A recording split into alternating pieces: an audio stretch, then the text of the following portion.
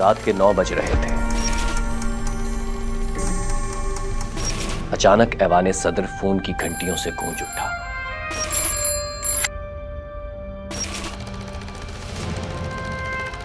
सदर के की एडवाइजर ने रिसीवर उठाया तो वो आर्मी चीफ के ऑफिस से था। कोई कड़कदार आवाज में बोल रहा था, अपने सदर से कह दो अब उसे घर जाना होगा, और हां, दोपहर का मुआहिदा खत्म हो चुका। कॉल खत्म हो गई। एडवाइजर के हाथ से रिसीवर छूट गया। दिमाग में झमाके होने लगे। उसे तो लगता था कि अब 1 सदी के लिए फौजी आमरीत का दरवाजा बंद हो चुका है। कॉल से चंद घंटों पहले सदर, आर्मी चीफ और वजीर आजम तो इकट्ठे बैठे चाय पी रहे थे। हालात ठीक करने पर बात हो रही थी।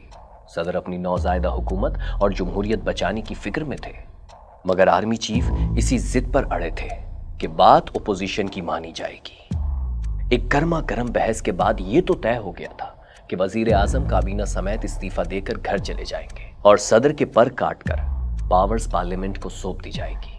अब तो हमारा इत्तेफाक हो गया है ना। उठते उठते सदर ने आर्मी चीफ से एहतियातन पूछ ही लिया, मगर वो मुस्कुराहट बड़ी ही मानीखेज थी जो ये जुमला सुनकर आर्मी चीफ के चेहरे पर नमूदार हुई। अरे ऑफर तो ओपोजिशन की तवक्का से भी ज्यादा है। All the best president. Army chief सदर को गुड बाय कहकर चले गए और फिर उसी रात अपने कॉन्फिडेंट के जरिए रिजेक्टेड का पैगाम भिजवा दिया।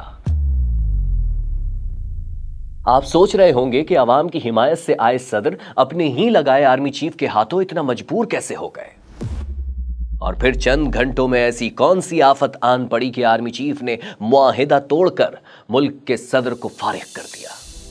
क्या यह महज इत्तेफाक था या फिर कई महीनों की एक ऐसी साजिश जिसमें मुल्क ही नहीं गैर मुल्की किरदार भी शामिल थे। आज रफ्तार पर हम आपको सुना रहे हैं फौज और सिस्टम के हाथों एक नौजायदा जमहूरियत के कत्ल का किस्सा।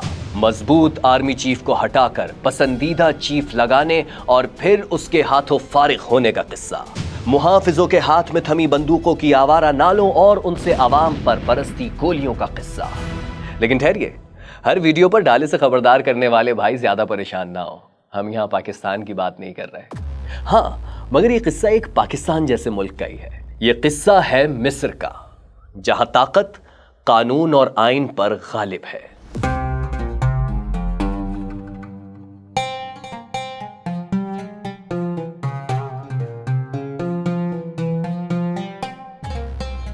आपको 2011 में मीनार पाकिस्तान पर इमरान खान का जलसा तो याद ही होगा, जिसके बाद से तहरीक इंसाफ को एक बड़ी जमात समझा जाने लगा था।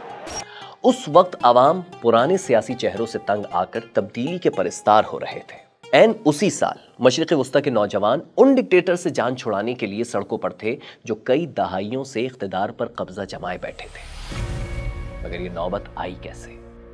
वो 2010 की एक ठिठुरती हुई सुबह थी। ट्यूनिस की सड़क पर एक नौजवान मोहम्मद बू अजीजी फटी पुरानी जैकेट पहने फल और सब्जी बेच रहा था। वो अपनी बेवा मां और 6 बहनों का अकेला कमाने वाला था। उसके पास ठेला लगाने का परमिट था, ना ही भत्ता देने के लिए जेब में पैसे। पुलिस पाकिस्तान की हो या ट्यूनिस की, उसे किसी के प्रॉब्लम्स की परवाह नहीं होती। यहां भी वो आए और फल, सब्जी, तराजू सभी उठाकर चलते बने। मोहम्मद रोता हुआ गवर्नर हाउस पहुंचा, मगर उसकी फरियाद सुनने वाला कोई ना था। हाँ, मगर आसमान पर उसकी सुनी जा चुकी थी।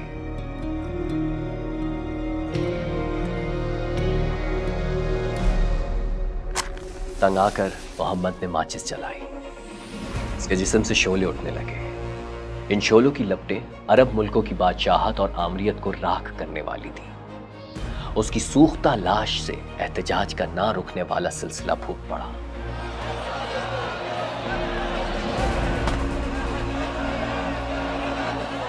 बू अजीजी की रेढ़ी क्या उल्टी, ट्यूनिस का इख्तिदार ही उलट गया। मगर ये कहानी यहां खत्म नहीं होती। ट्यूनिस से लीबिया, लीबिया से शाम, शाम से इराक, इराक से यमन और फिर मिस्र में भी अवाम हुक्मरानों के खिलाफ सड़क पर आ गए। इख्तिदार की मसनद पर 30 साल से बैठा हुस्नी मुबारक मिस्रियों को फिरौन दिखाई देने लगा। तहरीर स्क्वायर में हुकूमत मुखालिफ मुजाहरे होने लगे। वैसे ये सिर्फ हुस्नी मुबारक का मसला नहीं था। दरअसल 1922 में अंग्रेजों से आजादी के बाद से मिस्र में जमहूरियत सिर्फ नाम की थी। इख्तिदार एक डिक्टेटर से दूसरे डिक्टेटर के हाथ में मुंतकिल हो रहा था। 1952 में फ्री ऑफिसर्स ग्रुप ने बादशाहत खत्म करके मुल्क में मार्शल लॉ लगा दिया। ये मिस्री फौज के चंद सरफिरे ऑफिसर्स थे जिनके लीडर मोहम्मद नजीब थे। सदर बनने के बाद नजीब ने सोचा कि अब फौज को चाहिए कि हुकूमत छोड़कर इख्तिदार सियासतदानों के हवाले कर दे। मगर उनके साथियों का कुछ और ही प्लान था, जिनमें सबसे आगे थे deputy prime minister Gamal Abdel Nasser. वो सिविलियंस को हुकूमत देना नहीं चाहते थे। नजीब का नासिर से इख्तिलाफ बढ़ता गया। तंग आकर नजीब ने इस्तीफा दे दिया, लेकिन अवाम के एहतजाज पर इरादा बदलना पड़ा। अभी चंद माह ही गुजरे थे कि नासिर ने उन्हें दूध की मक्खी की तरह सारे मामला से अलग कर दिया। उन्हें एक ऐसे सरकारी बंगले में शिफ्ट कर दिया जिससे वो 30 साल तक बाहर नहीं निकल सके। यहां से नासिर का मार्शल लॉ शुरू हुआ, जो उनकी मौत तक चलता रहा। नासिर की एक दिलचस्प बात बताऊं, वो तकरीरें बहुत अच्छी करते थे। ऐसे शोला बयां थे कि लोग घंटों खड़े रहकर उनकी तकरीरें सुनते। कहीं अगर आवाम हुकूमत से नाराज हो जाते तो नासिर तकरीर करते और सबका गुस्सा ठंडा हो जाता। कितनी सादा होती है ना ये आवाम।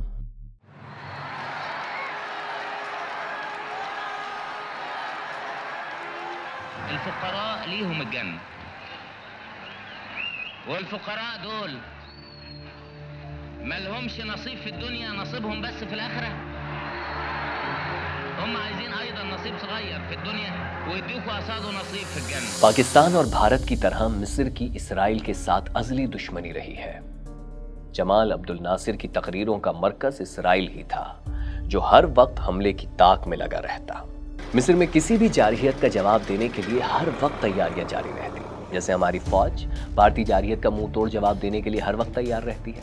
मगर 1967 में जब अरब इसराइल जंग हुई तो नासिर की तमाम तकरीरें खोखली साबित हुई। मिस्री फौज मैदान में हार गई। साबित हुआ कि जंग बातों और तकरीरों से नहीं जीता करते, इसके लिए जज्बे और किरदार की जरूरत होती है।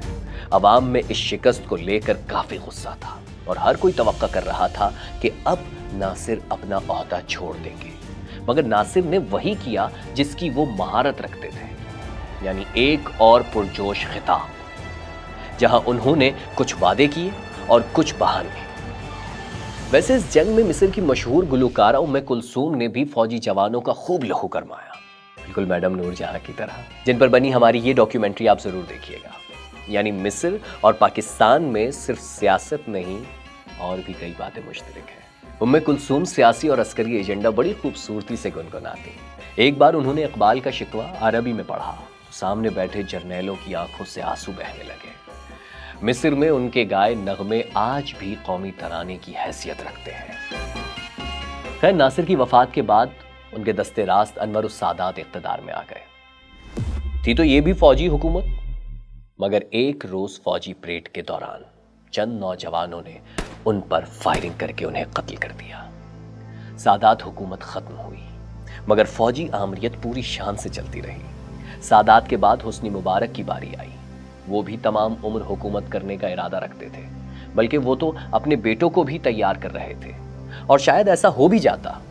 लेकिन हुस्नी मुबारक और उनके इरादों के दरमियान अरब स्प्रिंग हाइल हो गई। ट्यूनिस की सड़क से शुरू होने वाली तहरीक मिस्र के तहरीर स्क्वायर पर पहुंच गई।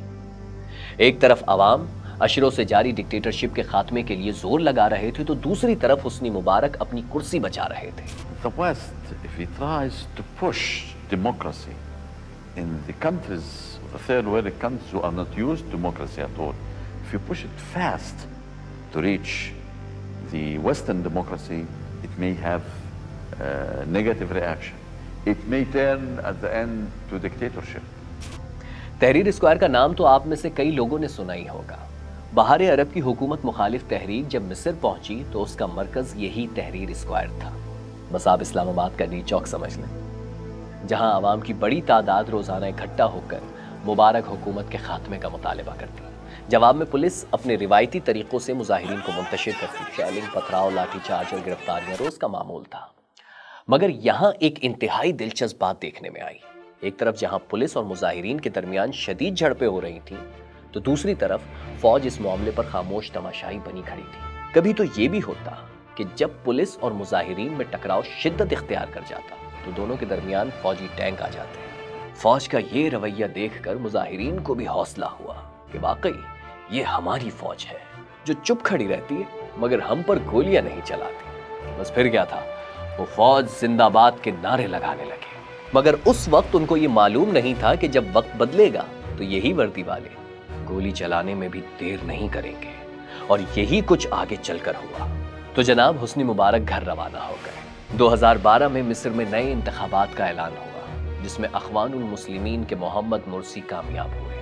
The results of Egypt's presidential election have just been announced. A huge crowd gathered in Cairo's Tahrir Square to hear the news. And just moments ago, Mohamed Morsi was declared the winner. मुर्सी south California university से engineering में PhD थे और Cairo university में professor भी रह चुके थे। मिसाल शायद 100% दुरुस्त नहीं मगर अंदाजा लगाने के लिए यूं समझ लीजिए कि 70 साल की मुसलसल डिक्टेटरशिप के बाद इंजीनियर हाफिज नईमुर रहमान मुल्क के पहले सिविलियन सदर बन जाएं। और मिस्र के सदर को पाकिस्तानी सदर जैसा मत समझिएगा। मिस्र के सदारती निजाम में सारी ताकत प्रेसिडेंट के पास है जो जब चाहे हुकूमत तहलील कर सकता है। तो मुर्सी के सदर बनने से तहरीर स्क्वायर पर शुरू होने वाली अवामी तहरीक मुकम्मल तौर पर कामयाब हो गई। उसके नतीजे में न सिर्फ एक डिक्टेटर की हुकूमत का खात्मा हुआ बल्कि शफाफ इंतखाबात के नतीजे में ईमानदार अफराद की अवामी हुकूमत भी कायम हो गई। और फिर सब हंसी खुशी रहने लगे। लेकिन नहीं, ऐसा तो सिर्फ कहानियों में होता है। अभी 1 साल भी ना हुआ था कि अवाम मुर्सी के खिलाफ सड़कों पर निकल आए। ऐसा क्या हुआ कि मुर्सी इतनी जल्दी कंट्रोवर्शियल फिगर बन गए? मुर्सी को कौन सी साजिश का सामना था और अपने पसंदीदा शख्स को आर्मी चीफ बनाने के बावजूद वो इस साजिश से क्यों न बच सके? और फिर मिस्र के रोशन जमहूरी मुस्तकबिल का निशान कैसे 1 साल में मध्यम होकर सलाखों के पीछे और फिर खामोशी से मट्टी तले दफन हो गया? आए इस किस्से के मुश्किल हिस्से की तरफ चलते हैं। डॉक्टर मोहम्मद मुर्सी के इख्तिदार के इब्तिदाई दिन बड़ी आसानी से गुजरे। उन्होंने अपनी काबीना तश्कील दी और दाखिली मामलात को हल करने में मसरूफ हो गए। कुछ अरसे बाद अमरीकी सेक्रेटरी खारजा हिलरी क्लिंटन ने मिस्र का दौरा किया जिसमें उन्होंने फौजी क़यादत से मुलाकात की और मिस्र के दाखिली मामलात पर तबसरा किया जो मिस्री अवाम को पसंद ना आया। इस दौरान दिफाई बजट जैसे मामलात पर सदर मुर्सी और फौजी क़यादत में इख्तिलाफात सामने आए। अशरों की डिक्टेटरशिप सहने वाली अवाम को महसूस हुआ कि अवामी हुकूमत के खिलाफ शायद कोई खिचड़ी पक रही है। वो फिर सड़कों पर आ गए और हिलरी क्लिंटन के खिलाफ मुजाहरे करने लगे। अफवाहों का बाजार उस वक्त थमा जब एक रोज ऐवान सदर के तर्जुमान ने प्रेस ब्रीफिंग की। उन्होंने ऐलान किया कि सदर ने वजीर दिफा और आर्मी चीफ को माजूल कर दिया है और अब मिलिट्री इंटेलिजेंस के सरबरा अब्दुल फताह अल सीसी ये ओहदे संभालेंगे। कहा जाता है कि सदर मुर्सी असीसी की ताबेदारी, दीनदारी और अच्छी गुफ्तगू से बहुत ज्यादा मुतासिर थे। उनका ख्याल था कि पुराने दौर के पुराने जर्नैलों को हटाकर असीसी जैसे बेजरर शख्स को आर्मी चीफ बनाया जाए ताकि सिविलियंस की इख्तिदार पर गिरफ्त मजबूत हो और फौज को हुकूमती मामलात से निकालकर बैरकों तक महदूद करने में आसानी हो। ये कमोबेश वही ख्याल था जो भुट्टो का जनरल जिया और नवाज शरीफ का जनरल मुशर्रफ और जनरल बाजवा से मुताल्लिक था जो उनके सामने हमेशा हाथ बांधे खड़े रहते थे। मुर्सी भी यही समझे कि अब फौज और हुकूमत सेम पेज पर है मगर वो ये नहीं जानते थे कि जब कभी मफादात का टकराव हुआ तो यही लव स्टोरी जंग में बदल सकती है और फिर इख्तिदार की जंग में तो जीत फौज की ही हुआ करती है। आपको याद होगा इमरान खान के दौर में जब कोई हुकूमत पर तनकीद किया करता था तो खान के हामी बार बार एक रट्टा लगाया करते थे, 70 साल का गंद है, 4 साल में कैसे साफ होगा।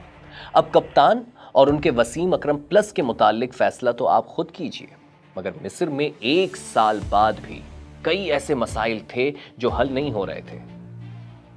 महंगाई और बेरोजगारी बड़ी तेजी से बढ़ रही थी। फौज को यह लग रहा था कि हालात मुर्सी से नहीं संभलेंगे। यह अलग बात है कि मुर्सी को हटाने के बाद यही महंगाई, बेरोजगारी और बदअमनी दुगनी से भी ज्यादा हो गई। लेकिन फौज के पास इसका भी हल था। मीडिया को ऐसे कंट्रोल किया कि हाथी भी खुद को हिरन कहने लगा। जो आवाज ऊंची करता उसे डाला पिक करने आ जाता। अब तो एंकर और तज्जियाकार सभी हुकूमत के गुण गाने लगे। आगे बढ़ने से पहले आपको याद दिला दूं कि हम अभी तक मिस्र की ही बात कर रहे हैं। Do you have a good idea of how many political prisoners you're holding? ليس لدينا سجناء سياسيين. We don't have political prisoners, nor prisoners of opinion. We are trying to stand against extremists who impose their ideology on the people. Now they are subject to a fair trial, and it may take years, but we have to follow the law. لكن ده الإجراء القانوني اللي احنا بنعمله. Mr. President, the organization Human Rights Watch says that there are 60,000 political prisoners that you're holding today as we sit here. أنا ما أعرفش هم جابوا العدد ده منين. I don't know where they got that figure. I said there are no political prisoners in Egypt. Whenever there is a minority trying to impose their extremist ideology, we have to intervene regardless of their numbers. مهما كان عددهم. मुर्सी के दौर में मुआशी मसाइल के साथ साथ शुमाली इलाके सीना में दहशतगर्दी भी बढ़ रही थी। वैसे सीना सियासी और सिक्योरिटी के लिहाज से काफी हद तक वजीरिस्तान के कबायली इलाकों जैसा है। बहरहाल इन मसाइल पर अपोजिशन जमातों की छतरी तले अवाम ने एक बार फिर तहरीर स्क्वायर का रुख किया और मुर्सी हुकूमत के खिलाफ मुजाहरे शुरू कर दिए। समझे मुर्सी के खिलाफ पीडीएम ने जन्म ले लिया। ये मुजाहरे बड़े जरूर थे, मगर उनमें वो शिद्दत नहीं थी जो हुस्नी मुबारक मुखालिफ मुजाहरों में थी। शायद इसीलिए मुर्सी हुकूमत ने इन पर ज्यादा तवज्जो नहीं दी। मगर दूसरी जानिब दाखिली और खारजी किरदार इन मुजाहिरों की ओट में साजिश का जाल बुन रहे थे। मोहम्मद मुर्सी के इख्तिदार के आखिरी अय्याम काफी इवेंटफुल थे। इख्तिदार के खात्मे से एक हफ्ता कबल सकाफत के मौजू पर एक तकरीब हुई जिसमें आर्मी चीफ अब्दुल फताह अस्सीसी भी शरीक थे। वहां उन्होंने अपनी तकरीर में पहली बार मुर्सी मुखालिफ मुजाहिरों पर तबसरा किया। वो बोले कि हम चाहते हैं कि फरीकैन एक हफ्ते के दौरान मसाले हल करके मामलात हल कर लें। ये सियासत में खुली मुदाखलत थी, मगर तीसरी दुनिया के मुल्कों में शायद यही होता आया है। एक बावर्दी ऑफिसर माइक के सामने खड़ा ही सियासत पर तबसरा करने के लिए होता है, चाहे वो जाहिरी तौर पर उससे कितना ही इनकारी क्यों ना हो। सीसी की तकरीर से यूं लगा जैसे वो मुर्सी हुकूमत की हिमायत में ओपोजिशन को एहतजाज के खात्मे का अल्टीमेटम दे रहे हैं, मगर हकीकत कुछ और थी। मशरिक़ वुस्ता पर नजर रखने वाले अमरीकी ओहदेदार बताते हैं कि मिस्र में अमरीकी सफीर एन पैटरसन के मुताबिक उन दिनों सीसी का रवैया बदल चुका था। अमरीकी सिफारत खाने को मार्शल लॉ के इम्कानात साफ नजर आ रहे थे। अब सवाल पैदा होता है कि जमहूरियत के हामी अमेरिका ने इस मार्शल लॉ को रोकने के लिए किरदार अदा क्यों नहीं किया। इसकी वजह तो जाहिर यही थी कि अमेरिका हमेशा से जमहूरियत पसंद नहीं बल्कि मफाद परस्त रहा है। दूसरी वजह यह थी कि मिस्र के मामले पर ओबामा एडमिनिस्ट्रेशन भी तकसीम का शिकार थी। सदर ओबामा ने उन दिनों 2 बार खुद सदर मुर्सी से फोन पर बात की। एक तरफ वो अपोजिशन के मुतालबे पूरे करने पर जोर देते तो साथ ही अमरीकी हिमायत का यकीन भी दिलाते, लेकिन पेंटागन की राय मुर्सी के खिलाफ ही थी। इस मामले में अमेरिका के उन दोस्त मुल्कों का किरदार भी अहम था जो मशरिक़ वुस्ता में थे।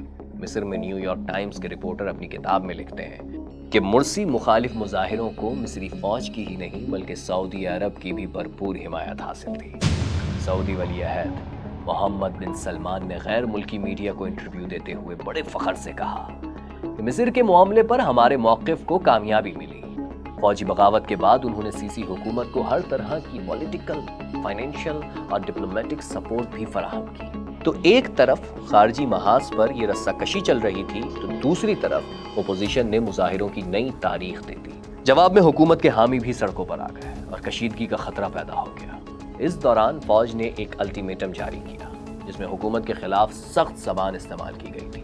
यह फौजी बयान जब मीडिया पर नशर हुआ तो सदर मुर्सी आर्मी चीफ के साथ एक इजलास में बैठे थे। मुर्सी ने हैरानी से मुड़कर सीसी की तरफ देखा तो आर्मी चीफ झेपते हुए बोले, हम तो बस मामलात हल करना चाहते हैं। देखा जो खा के तीर कमीगाह की तरफ, अपने ही दोस्तों से मुलाकात हो गई। मुर्सी के इख्तिदार की घड़ियां तेजी से खत्म हो रही थी। इस दौरान उन्होंने तकरीब से बड़ा लंबा और पुरजोश खिताब किया जिसमें कुछ मुतालिबात मानने के अलावा उन्होंने कहा कि हमारी फौज में सोने जैसे कीमती नौजवान हैं। उस वक्त आर्मी चीफ सामने ही बैठे थे, लेकिन वो तमाम वक्त संजीदा नजर आए। जब हाजरीन तालियां बजा रहे थे तो वो उस वक्त भी टिकटिकी बांध कर सदर मुर्सी को देख रहे थे।